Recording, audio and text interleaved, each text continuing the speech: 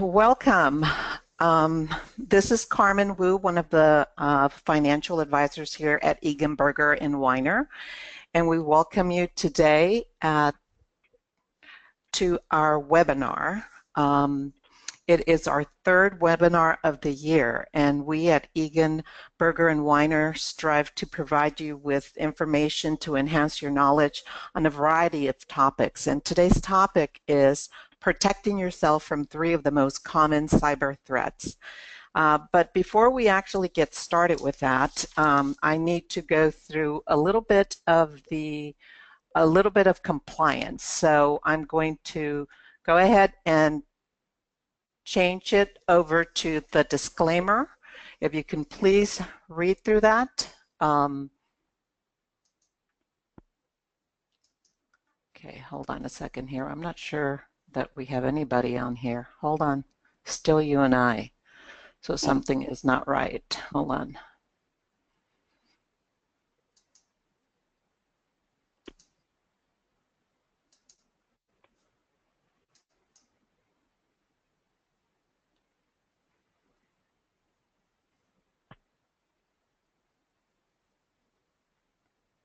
Okay, I think I'm going to start again, okay? Sure. Attendees are on hold for some reason.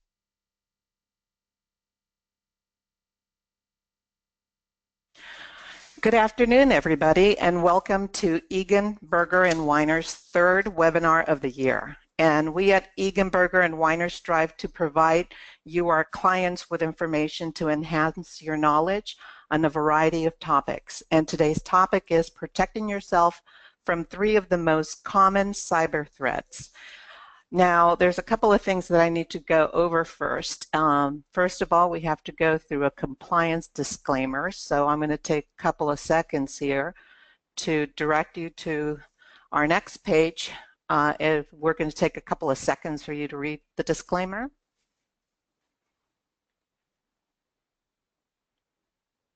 All right, I think that's plenty. Now, we're also going to ask you if you can please hold your questions until the end. And if you could please direct your questions to Robin Lee at eganbergerandweiner.com. We have her email address right there in front of the screen. So if you can jot that down, and towards the end, if you could please then direct your questions to her, and she'll bring them to me so that I can then ask our speaker to address those questions. Thank you.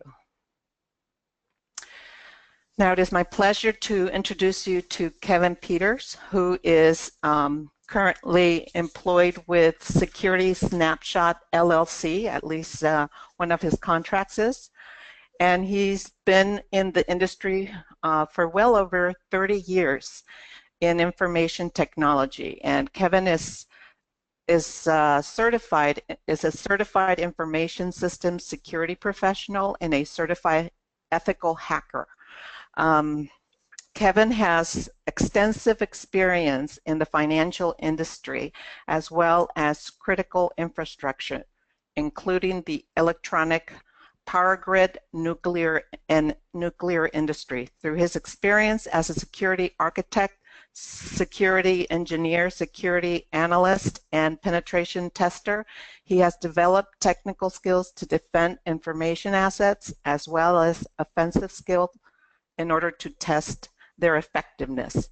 And with that, I'm going to have Kevin go ahead and start on his presentation. Kevin?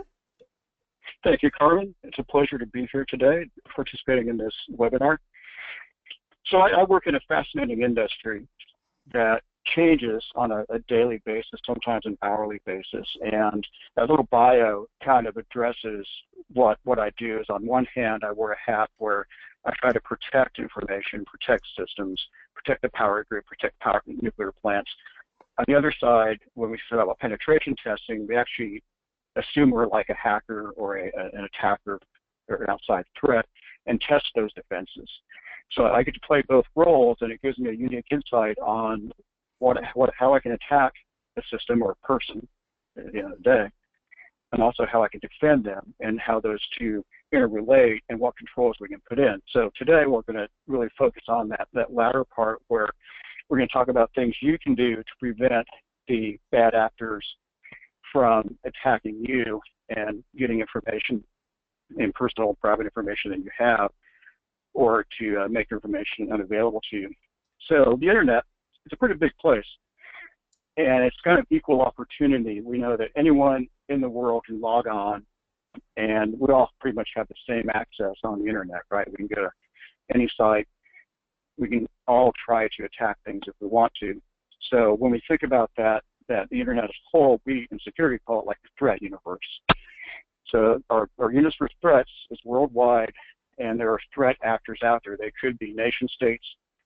We've seen a lot in the news about North Korea, Iran, China, Russia. Or it could be people that are financially motivated, that they're actually, this is their livelihood. You see that a lot in Eastern Europe, that they'll try to gain access to information for financial benefit. And then there's what they call hacktivists, people that, like WikiLeaks, that really have a political agenda that they really want to promote, and so they undertake these activities to further that agenda. So the two things we're going to cover today is you always have to know what you want to protect.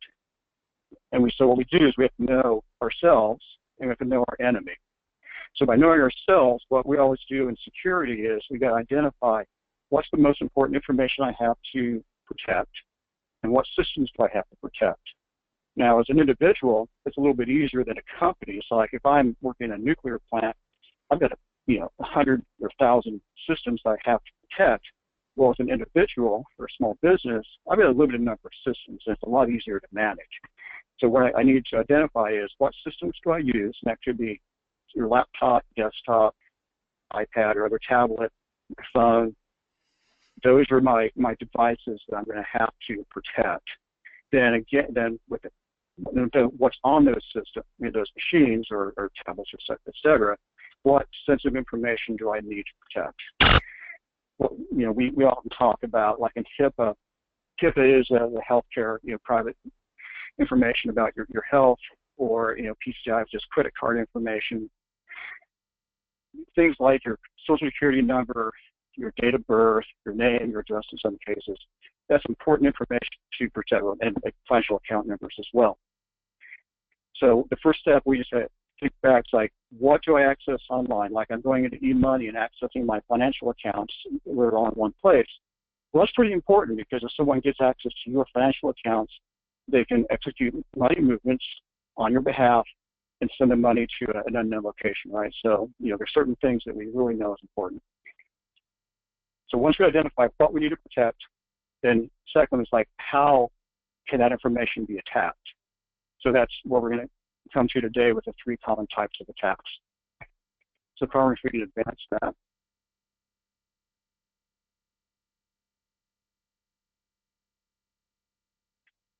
So what do you need to protect? Well, if you're accessing your bank account, your investment accounts, or in an aggregator like eMoney, that's important stuff, right? So, it's, even if someone can't use the information, they can actually look at it to facilitate further attacks. Like if I saw that you have 7 digits in your bank account, well, geez, you're probably a pretty attractive target. So with your tax information has your social security number on it. That's very sensitive and can be used in a lot of nefarious ways. Health information, medical information, and that's covered by various regulations like HIPAA. It's someone that can figure out what types of conditions you have, what procedures you've undergone. Well, that could help me craft an attack against you that you might be interested in some area of medicine, but I could use that information to launch an attack on you. Email credentials. Email is a very dangerous thing to use. We all have to use it. It was never meant to be as really secure, and that's one of the problems, is that it kind of grew out of the early internet, and no one ever thought that we'd be sending sensitive information in emails. Well, guess what we do, right? Anytime you go to do a password reset, goes by an email. If someone wants to send you confidential information, usually it comes through an email, and it's really important that stays secure. If I get access to your email, I can learn a lot about you, the systems that the websites you visit, the people you know, I can use that to really attack. And then we got personal things on our systems, photos, videos. You might write a blog, or a personal diary might be online. And that information, it's sensitive to you, but you also think about, is it really valuable to somebody else? It may be, but in a lot of cases it's not. And we'll talk a little bit later about social media and really what you should put out there and what you should be careful of. But we take a step back and say, what makes something valuable to a threat actor or a cyber criminal? It's information they can use for their own profit or to further their own motives. So what's really valuable to them is like your social security number. I can use that for a lot of different things. I can sell it. I can get your financial account numbers. I can get your password. I can either use it myself to log onto systems and impersonate you, or I can go onto this vast underground market on the internet and sell it if I've got enough of them, and it's valuable to other people. So sometimes the person who actually steals this stuff, it's really not the end consumer. This person is, going out and gathering it, taking a step back and say, I've gathered all these credentials. What can I do with them? Well, I can bundle 1 million credentials and I can sell it.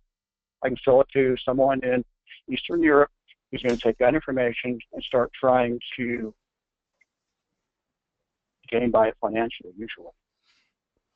We stay in the political arena, right? So if we, back to emails, if we can get a dump of private emails that we can use it to embarrass people or to influence outcomes of various things, that can be very, in a strategic way, very powerful. So when we run an email, we generally don't have the expectation the public's going to see it, and many of us have, at times, written stuff that if we had to do it again, we'd probably say it differently. But once that email gets out in the public domain, it can be used for in a lot of different ways, and use it to embarrass people, extort people, and things like that. So, take a step back, think about what information do I need to protect, and I kind of look at it as like crown jewels. Like that's what I really need to make sure I keep safe. So we can advance on. So let's talk about the common types of threats. And we're seeing a lot in the news today about different attacks. And a really a good way to attack people is to scare them, right? Because what I want to do when I attack you, I want to make you take an action. And the way I make you take an action is by scaring you or making you think something's really wrong and you need to take some step. And a very good way is a fake support scam.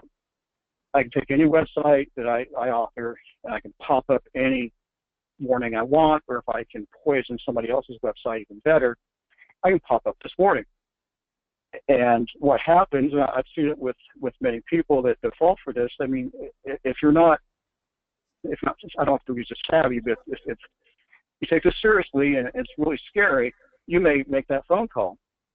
And so what happens often is you make the phone call to the 800 number or some other number, and they are very nice people. They're here to help you. They will reassure you that you do have an issue with your machine, and they're there to help you resolve it. But all you have to do is give them access to your machine or give them your credentials. Once they have that, that gives them the presence on your machine to install software that creates a connection back to them, or they get your account credentials, and that just is allowing them to facilitate another attack. So generally, when you see something in your web browser that says there's something wrong with your computer, you stop, say, could this really be true? 99.9% of the time it's not.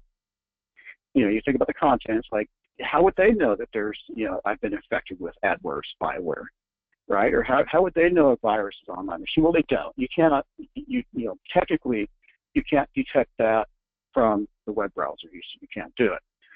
So these are fake messages to make you do an action. So the best thing to do is take a deep breath, stop, say, this doesn't make sense, this doesn't seem right, and just close your browser. If you can't close your browser, shut your machine off and don't go any further. But the main thing is don't call them, don't go to a website that they offer, because they're not doing this for your benefit, they're doing it for their own. So, fake support scams, like almost all the time, it's something, you're being attacked or attempted to. And this is a numbers game. If I attack, 100,000 people and I get 100 to respond and I can monetize that, well, it's probably worth my time. It doesn't take much to put one of these up. Now, if you get a threat, a message from your antivirus application, that's a different story, right? That's not going to be in your browser. It's going to pop up using McAfee, Norton, any of those. That's going to be a different error message. You do take that seriously, but if it's in your browser, when you go to a website and you see one of these fake support warnings, ignore it, stop, get out of the browser, go back, and it's never a bad idea to restart your computer too. So that's the first type of scam that we often see. So for the second, Carmen, if you can advance it, ransomware. That's a great topic these days. So what happens in ransomware is that a malicious actor is able to encrypt the information on your system. Encryption means that it's rendered into a format that's unreadable unless you have a secret key. So, encryption goes back thousands of years, right? It's like there's a lot of ways to do it, but what they do is run a program to encrypt it. They only know the key, so you're not going to be able to access the information on your machine unless you pay them to unlock it. We saw that most recently in the last month or so, WannaCry, and that's what we're seeing is that if in a business environment too is like it affected one machine and then was able to propagate through the environment and encrypt other machines. And so what happens when it's in a hospital? Well, all of our critical systems get encrypted. We can't start them up, and we're pretty much not able to provide care. So the great thing about ransomware from the attacker's point of view is that there's no way to defeat it, right? Once I start encrypting that, unless I use weak encryption, and that's a different story, but once I get it encrypted, you can't get it back. So you're left with a choice. I don't ever retrieve that information again, or I pay them. And how do they want to get paid? Well, Bitcoins. Well, why Bitcoins? Because they're not traceable.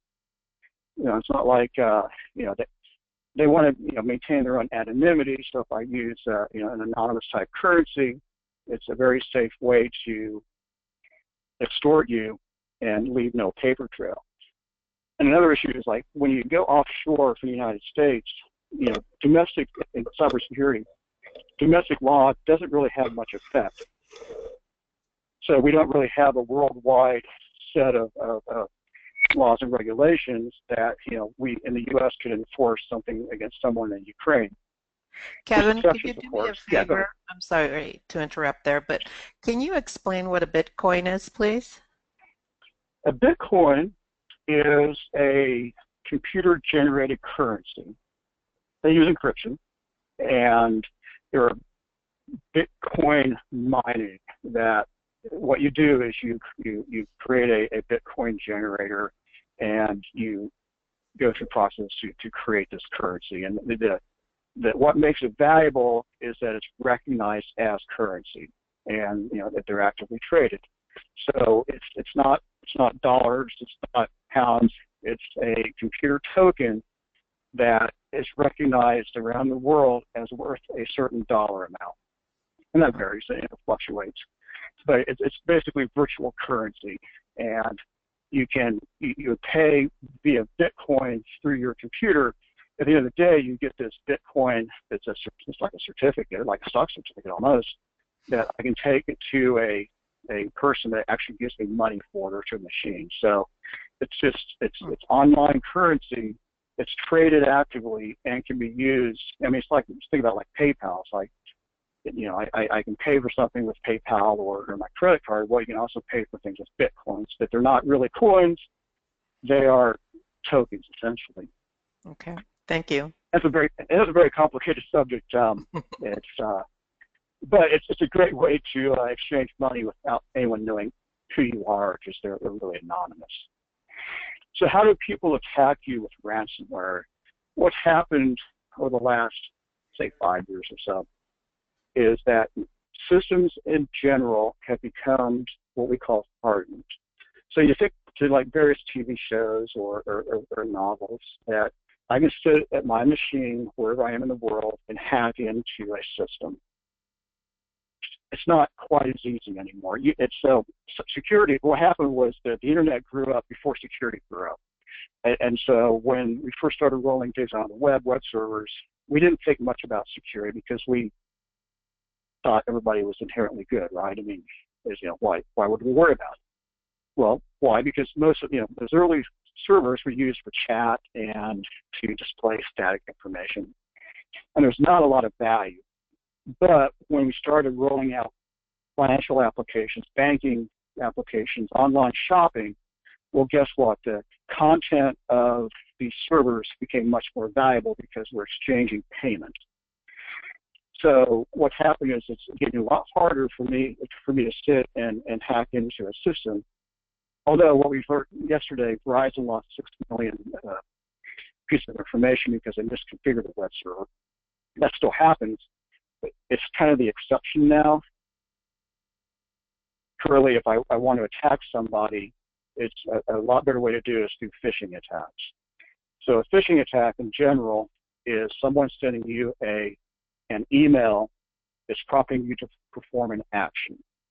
Generally, said phishing email is what we call spoofed, that it may look like it comes from someone you trust. It has information in there designed to fool you, and it's going to have you take an action. So we're going to get to that in a couple slides. But so basically, that's the prime attack methodology now. We see it in almost every industry. You have to get a foothold when you're attacking somebody. So if I want to attack a business, I got to get on their network or in their systems.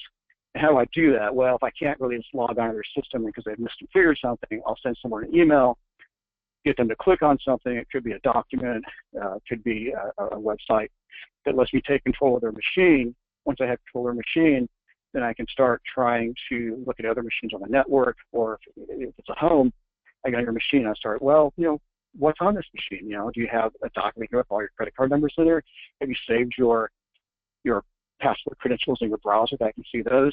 So, the phishing email is a way for me to get a foothold into any environment, whether it's home and it's one machine, or you might have 2 or 3 in your house, or it's in a business.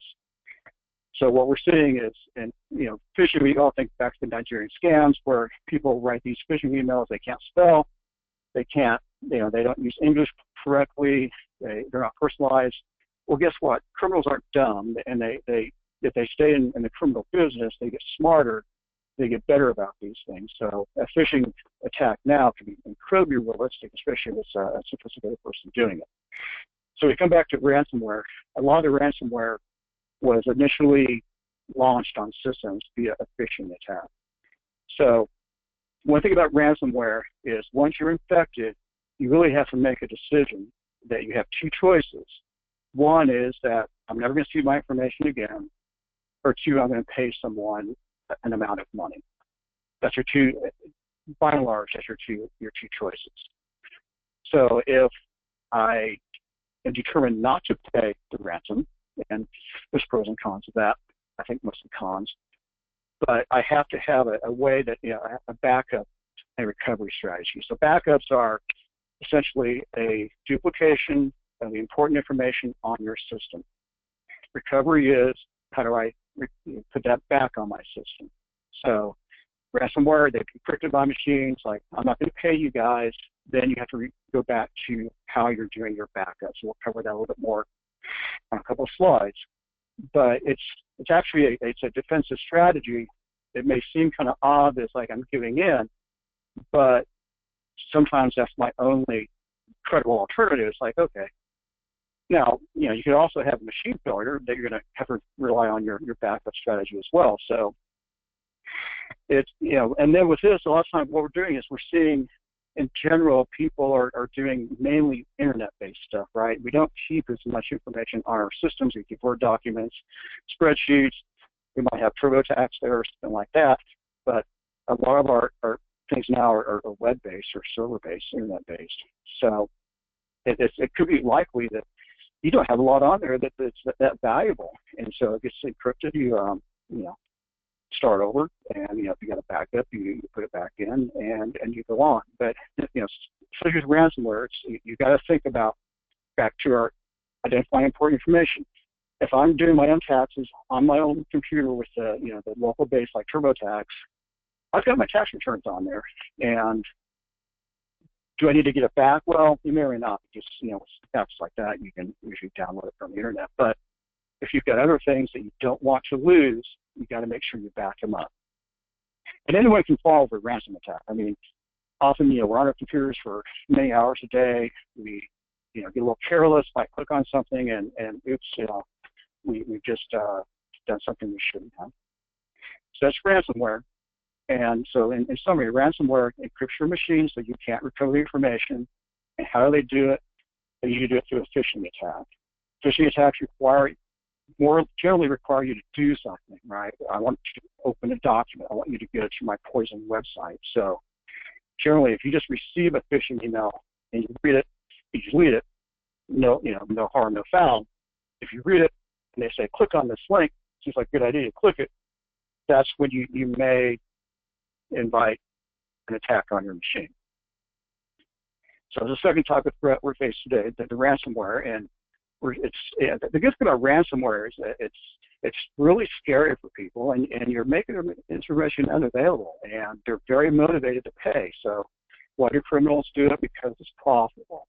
If you got to a point where it wasn't profitable, you see ransomware go away because there's no reason to do it. They're very single-minded on why they do this. It's a job for them. So Carmen, let's go to our third common threat, phishing. So we just talked about it. So this is what I want to do is give you a little information on how to identify a phishing email. And in most businesses today, we do simulated phishing attacks to educate our employees. And we'll send them emails of varying degrees of sophistication, from one with a bunch of misspellings up to ones that would fool almost anybody. Now, if you're not in a business where you're getting that kind of education, it's important for you to be aware of the tells of a phishing email.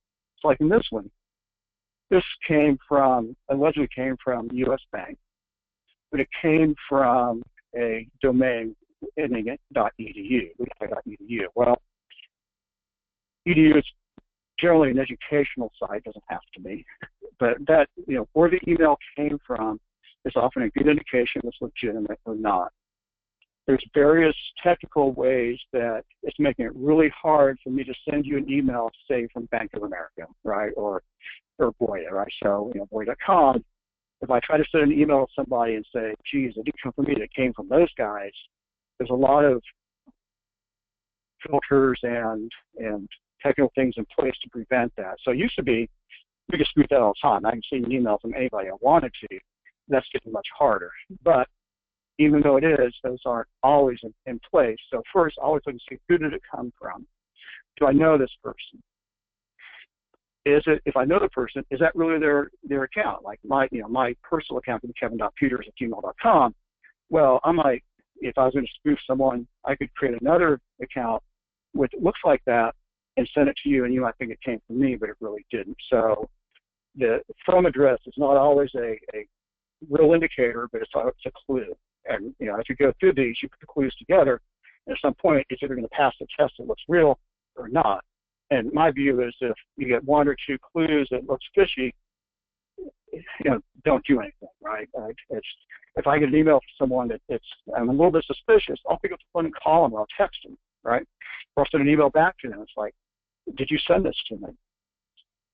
So then we get to like grammar. Like in this case, the subject lines ends with both a period and an exclamation point. Well, that could be another clue or tell that this person may not have English as their primary language, right? Or they dropped out of a school in sixth grade or something. But I look for misspellings, and we know that if an email is coming from a business, that thing's gone through all kinds of reviews, right? From marketing to compliance. They don't misspell much in a bank. I work in banks. We don't send emails out that have grammatical errors, right? And if it did, someone would find out about it once everybody started reading it. So if you see a grammatical error or a punctuation issue, that's another clue. It's like, would a bank really send something else being reviewed like by 50 people that has this an exclamation point in the period? I don't think so. Another deal value customer. Well, my bank probably knows who I am, right? They've got my email address, they got my account. They're not going to send a generic dear customer, because really when you send these emails, it's really not hard to embed someone's name in there, right? I mean, it takes less than 5 minutes, or not even. So when it's a generic salutation like that, it's like another clue. It's like, really, you don't know who I am? Why are you just sending this out to everybody? And then we see, like, please find attached. Well, like I said, the people who are doing phishing attacks are getting much more sophisticated, but they're not always, so great on their grammar. So if something sounds a little bit awkward, consider the source. Like I said, a bank email has gone through a lot of approval processes, and they're not going to say something that's awkward because somewhere along the line someone's going to identify it and say, let's probably rephrase that. But if you're sitting in, China and cranking out 10,000 of these emails, you may not know any better and you think that's proper English. Or you're just doing a numbers game and you'll find there's going to be X number of people who don't read it that closely and they're not going to pick up on it. So it's not always that they're not great English speakers, writers. It could be they're in a hurry. And what we know, I've worked in a lot of different companies, and it's like, we don't send out dumb-looking emails. I mean, it's, if you do, well, you're probably not going to be there very long. So basically what I'm saying is, on a phishing, any emails you get, read it closely, read it critically, look for those clues. Where did it come from? The address of the sender. Is it personalized? Is it written as if a legitimate company wrote it? And does it have my name in it? Well, because sometimes you buy these email credentials, you don't always know the person's name, and sometimes it's kind of hard. Say they could use a naming convention of first initial dot last name, and you really don't know their first name. So if I buy this list, I'm going to launch a phishing attack, and I went out on like the dark web, which is an area of the internet that's kind of like the Wild West, even more the Wild West than the regular internet. And I buy a list, and it's got, I get the email addresses, and it's got, B. Smith, or you Bob, you Barbara, I don't know. So what I'm going to say, dear customer. So I can't say Ms. or Mr. because I don't know. But your bank, they know who you are because they've got demographics, and it's kind of important for them to know this. So they know how old you are, what your sex is, and a lot about you. So they're not going to do something like that. So let's go to the next screen. So backup. Backups used to be really hard. In the old days, and actually currently, we always have to have tapes, right? So we have our tape backup, we put it in, we rotate them, we'd have to figure out where we're going to put the tape. Well, I can't leave it in my house because if my house burns down, then my tape goes away. So, then you say, well, it should be in a fireproof safe, right? Or we have removable hard drives, right? So it's like, my backup strategy is once a week, I'm going to take my USB hard drive and plug it in. I'm going to take backup to it. I'm going to take that hard drive. I might take it to my safety deposit box. I might give it to a friend or a family member. And that's probably off-site storage, right? So I don't want to leave it in my house or my business because if something happens, someone breaks in, they can take it. So I'm going to put it someplace else, but that makes a problem because, well, if I want to do it more than weekly, well, I'm going to need two, right? So I'm going to have one on-site and one off-site, and it gets very onerous, which is why many people don't back up. Well, now we have online services. Carbonite and Mozy are two really good examples. So what you do, you sign up for their service. It's a nominal amount, $5 or $10 a month, something like that. And you say, I'm going to back up my stuff to your servers in what we call the cloud, right? So the cloud generally means that the information is sitting in a data center someplace. And data centers, they're kind of like little fortresses now. They've got really good physical security. No one's going to be breaking into a data center to steal your information. So these types of services just basically replicate information on your computer to an internet or a cloud-based computer. So the nice thing is it happens in the background. If at night it'll crank through. The first time you do it, it's going to take a long time because there's a lot of information to copy. But then they generally have or run an application that they know what has changed. That's what gets backed up. So if you have, let's go back to, we identified information that we think is important. Well, if I have those photos that they're not really valuable to a hacker, but they're really valuable to me, well, put it someplace else, right? So use Carbonite or Mozy, use that backup. You can use iCloud, you can use Google's Cloud, but the key is you have to have another copy of your valuable information in another place that's secure. And generally with Carbonite, Mozy, Google, Amazon, Apple, they're pretty good with security. They've got a lot of people like me to keep their stuff secure. I don't say that all is secure, but it's someone's done their due diligence on it and really reviewed their policies, and they've implemented controls, far more controls than you have. So I would encourage you, if you do have information on the local system that you think is really valuable, investigate something like Carbonite or Mozy, because they're not expensive, and it's if you have a ransomware attack or computer dies, it's a good thing to have in your back pocket. So let's go to the next screen. Passwords. Passwords are horrible. They're the worst thing that we could have ever done. But we have to use them. So when we first started developing machines, we didn't use passwords, right? It's like you need that because, like we talked about before, everybody out there is good. Don't have to worry about it. Well, when we figured out not everybody has the best intentions, we had to come up with a way to protect systems, and we started using passwords. Now, every website that has this information has a password. They also have what we call two-factor authentication. Two-factor authentication means that you have to use to authenticate something which is like a password, and something you have, like a token. If you are accessing your bank information or your email, if they offer you two-factor authentication, you should look at it because it's gotten much easier. What we do now is we can load an application on our smartphone that access something I have. So like something like Google Authenticator is that I go to a website, I type in my password, and then I have to go to my phone and go to this app, and it generates a one-time use ID that I enter in to authenticate, okay? So it's something I know the password. I can't get to that step without knowing it, and it's something I have, which is my phone, and I can use it to enter a unique digit. So if someone were going to compromise my bank account, they would have to both get my phone and know my password. So, in summary, if they offer two-factor authentication, it's not that mysterious, it's not that hard, it's really something that you should look at. And as we've seen how weak passwords are, in our industry, we encourage two-factor authentication. So if they don't offer it, or it's something that you don't want to pursue, we use passwords. So what we've seen here, I mentioned before, Verizon lost 6 million a couple of days ago. These are breaches, and security of breaches are loss of confidential information. It's pretty straightforward.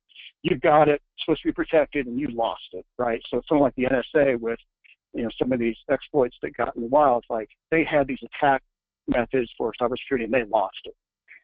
It got leaked, it got stolen, so that was a breach.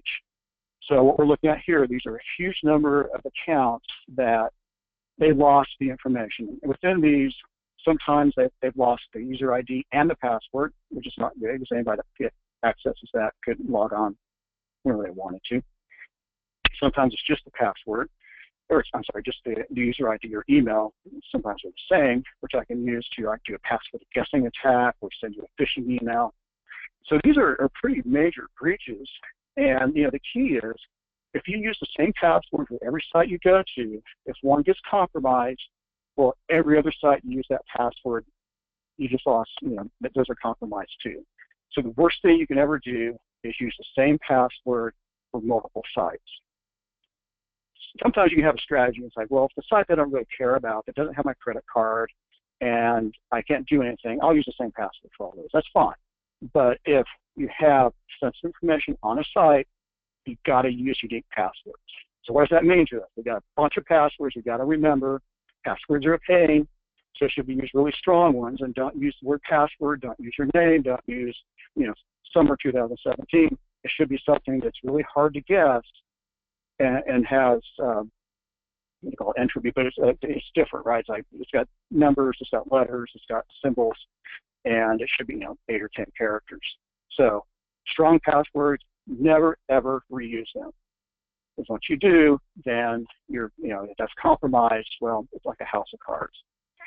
So then the question is, if I got all these different passwords, how am I going to keep track of them, right? So what some people do is they'll write them on a Post-it note, put it on the bottom of their keyboard or on their desk. Another bad idea, right? So housekeeper comes in, sees it, like, oh, I should make a copy of that. So what we encourage you is to use a software application to manage your passwords. So Carmen, if you can advance that slide, please.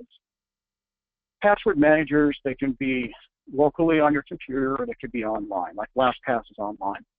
So what they do is they've created a service that allows you to have one master password that you enter for their site. It could be two-factor authentication too, and that stores all your passwords. So it makes it really easy for me to have a unique password for every site, for every system I access. I mean, I access probably 50 or 60 systems. Well, I'm not going to use some password, so I use a password manager to manage those. So these are three pretty inexpensive and really well-known password managers that they're secure. If there were breached, you will know about it, so it will notify you.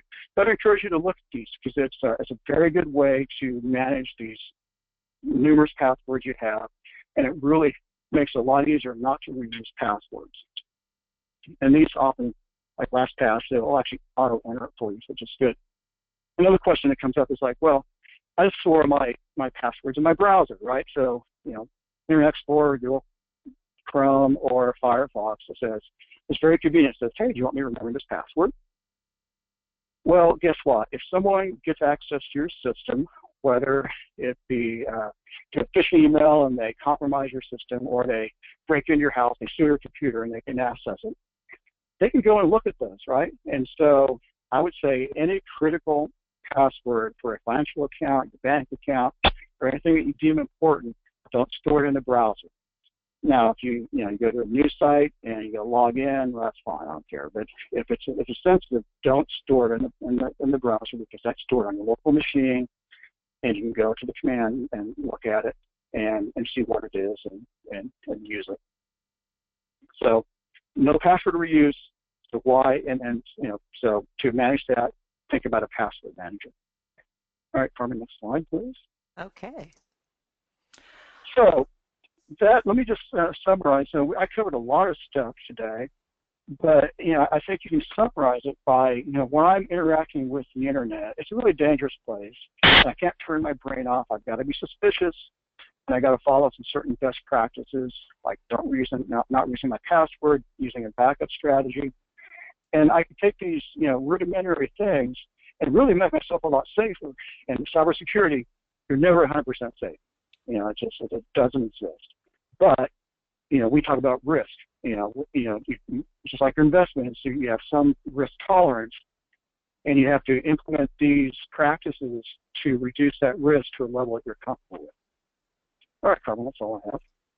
Okay, excellent.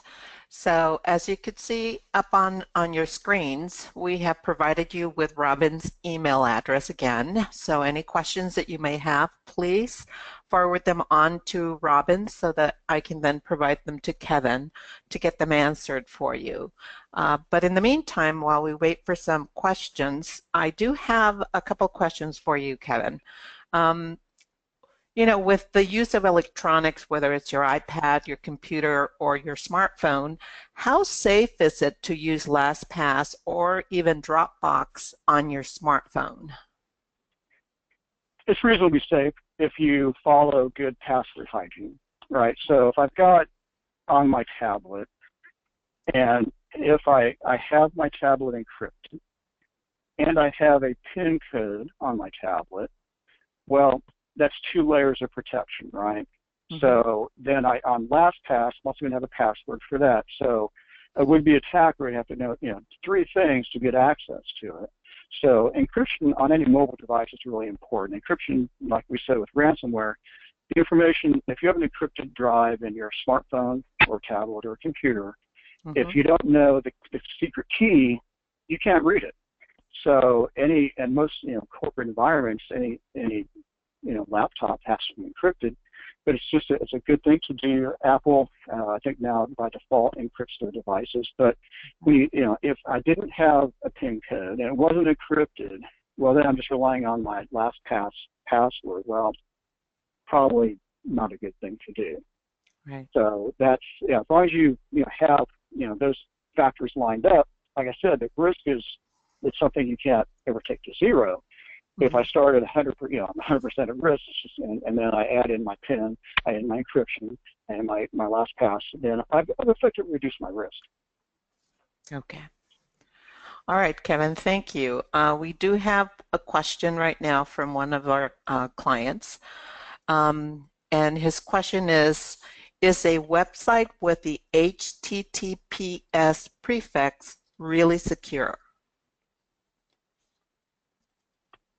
Yes and no. Okay. So HTTPS means two things. One is that the information passing between your computer and that website is encrypted. So if someone was able to eavesdrop on that, they would have to be able to circumvent that, and there's ways to do it. But what you know is that if I'm typing my credentials, it's not going into what we call clear text. So if it's clear text, I log on. Anybody that could monitor that traffic, there's numerous ways to monitor traffic. Well, they could see it. So first line of defense SSL HTTPS is as encrypted. Second is that when you sign up for a certificate, there's what they call certificate authorities. These are people that are charged with ensuring that bad people don't get certificates. So it's establishing some degree of authenticity with who you're communicating with, that it's really issued by your bank or your financial institution.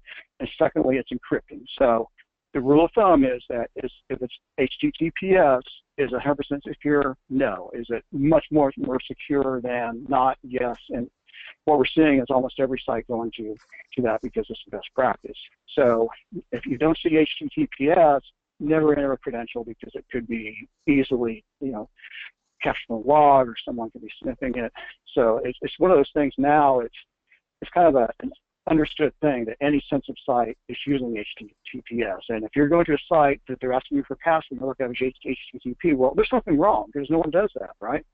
So either they're really bad when they set it up and you don't want to deal with them anyway, or someone is trying to fool you.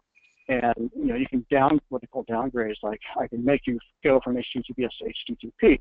So when you see that, it's like I got to put a password in, and HTTP. It's like a clue on a phishing email. It's like there's something not right here, and don't do it. So it's kind of go ahead. A follow-up question to that first question that about the HTTPS prefix is: does the encryption take place locally so that everything transmits encrypted?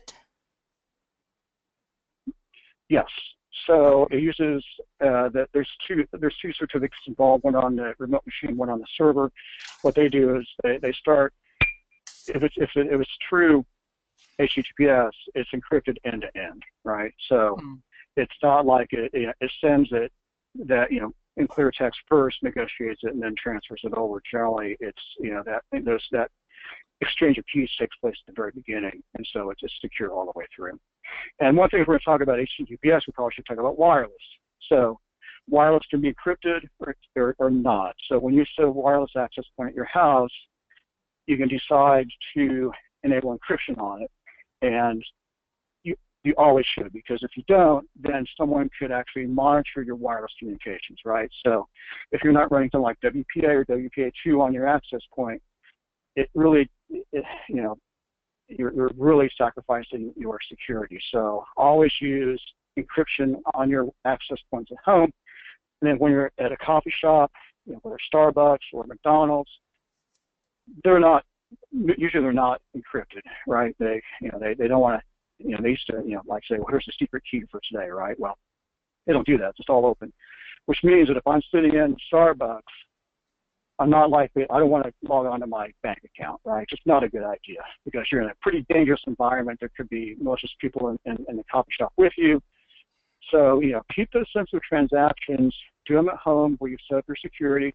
do them on your phone. If you're not going through wireless, going through your 3G communications, 4G, whatever, that's going to be a lot more safe. So, encryption, and not just SSL, HTTPS, but also wireless is very important.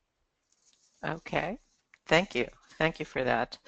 Now, another question from another participant is the Apple iOS built-in Pass Manager keychain secure?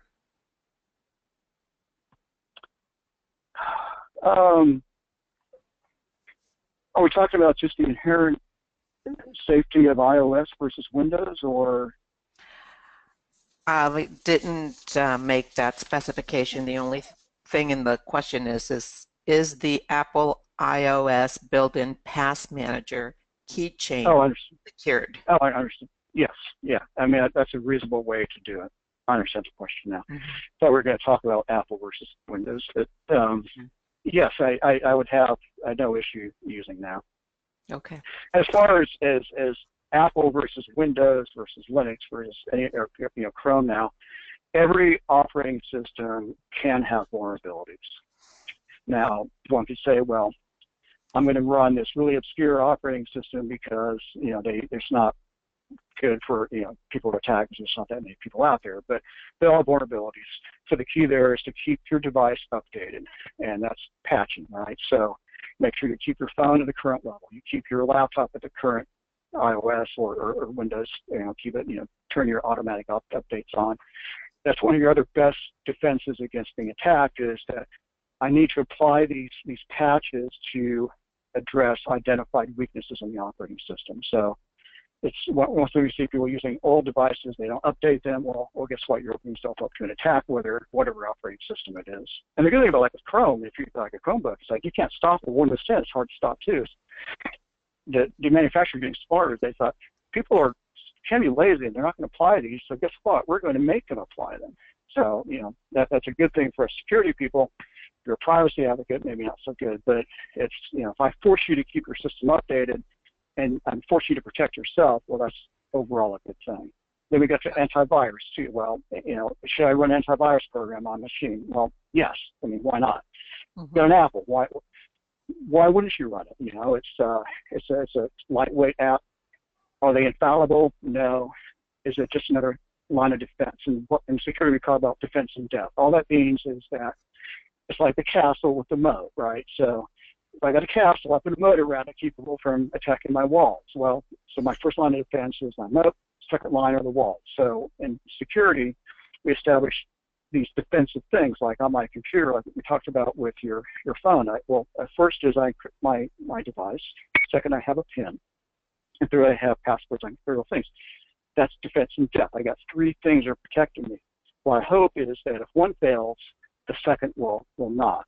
So that's why we build these multiple controls in to make sure that one, called failure modes, or so it's compromised. Well, I have a fallback, right? So that's just another security thing.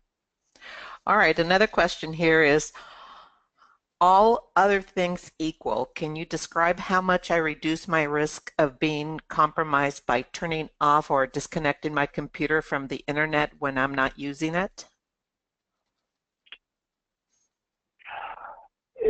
You don't.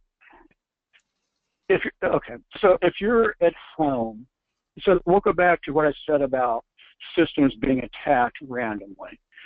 So if you've got a computer, like in my home office, I've got a computer and I've got a wireless access point and I've got a router from Charter Communications.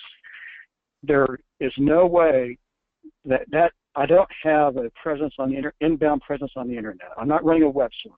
So if turning it off was ineffective, I mean that means I'm kind of blocked from people just randomly attacking me because I'm not listening on the internet. So generally, that's where phishing emails come in. Is like I've got to be able to have some way to bring for you to contact me, right? So an email is a great way to do it. If I have a web server, I'm always listening on the internet for people to connect, and that gives them a way to attack me. So turning it off is not. It's not really a defensive thing. And now, if you said you turn it on and you disconnect it from the internet, I would say, yes, you are much safer, right? That's what we call that as an air gap. Like if you're not connected to the internet, you're pretty safe. Although we see it in the nuclear business. I mean, you got USBs, that you get USB drives, but so being not connected to the internet is the most safe position.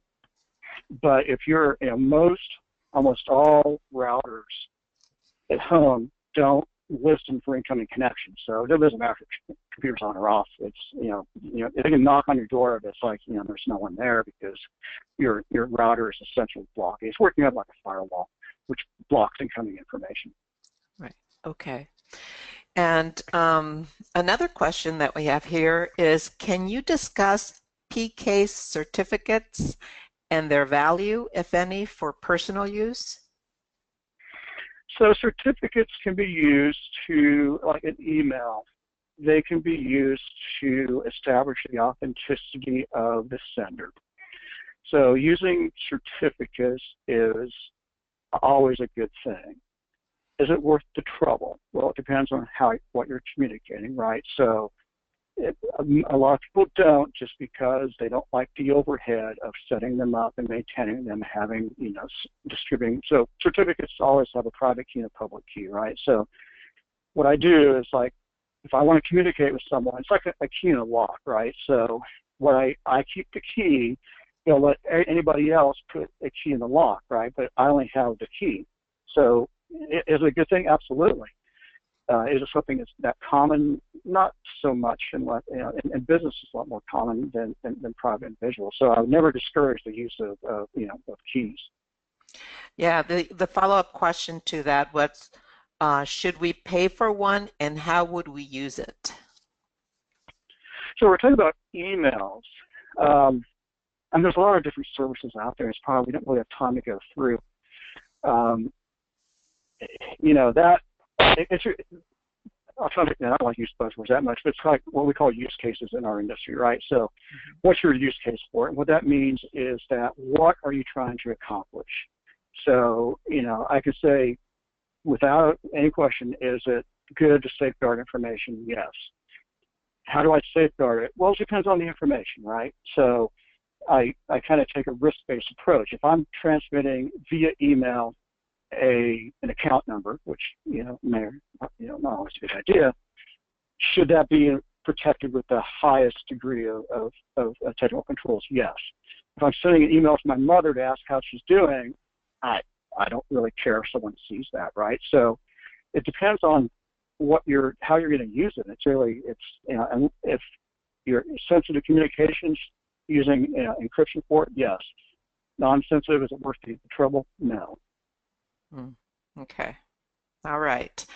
And then just one last question that we have here is, how secure are bank transactions on your smartphone? So if your smartphone, you can access, so it depends if you're using the web browser on your smartphone or the banking app. Right. So in general, and I've worked in banks, and I've worked looking at our apps in the platforms, and you're pretty much assured, if you're a reasonably sized bank, security people have looked at that app and they've tried to break it. So I think apps in general from reputable places have been developed in a secure manner and are safe to use. And now if you go to the browser on your phone and do it that way, then you've got the whole, are you on a public Wi-Fi or you're not. But in general, it's hard to say that, not everybody writes code the best, but the banks I've worked in, we spent a lot of time looking at these apps because guess what? We've got what we call reputational damage. Something happens, we got financial exposure. How many thousand people do we have to provide identity protection for? So it's something if you're working in a bank, and in my industry, that's on our radar, and we do reviews on it, and we talk to the developers, the source code, all that stuff. So that's a long answer. Is like in general, that the big banks, they're pretty safe. Okay. Okay, well, with that, we are at 1 o'clock. We'd like to thank all the attendees for staying on till the end and appreciate your attendance. And Kevin, we appreciate your presentation. It was very informative, and I'm sure that our attendees at least took one valuable information, if not more, with them. And thank you for your participation. Thank you, Carmen. All right.